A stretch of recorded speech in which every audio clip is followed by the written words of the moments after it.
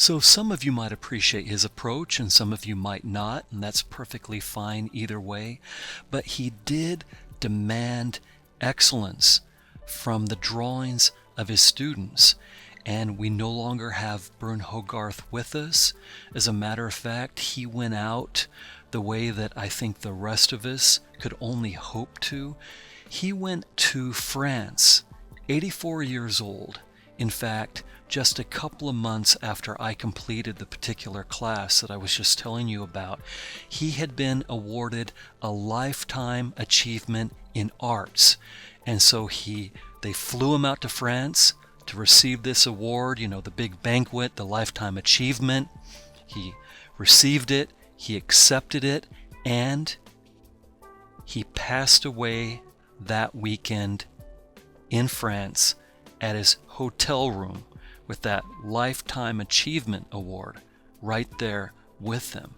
I think you and I could only hope to make it that far and do that well. So as I say, Bern Hogarth isn't with us. He has lots of books and lots of references and resources out there. They're very stylized.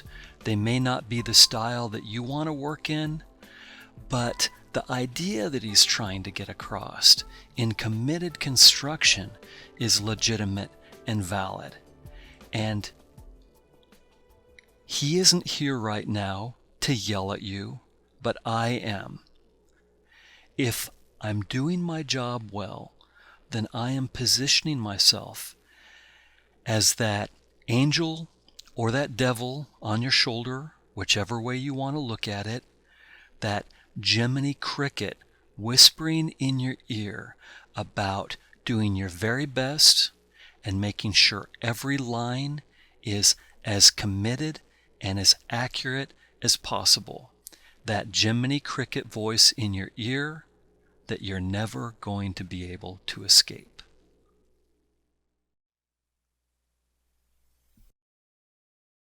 So let's see how I did here.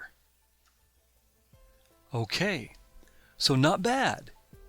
I'm pretty pleased with the accuracy of the drawing, but if you look close, if you're determined to find fault with me, you'll find plenty of it.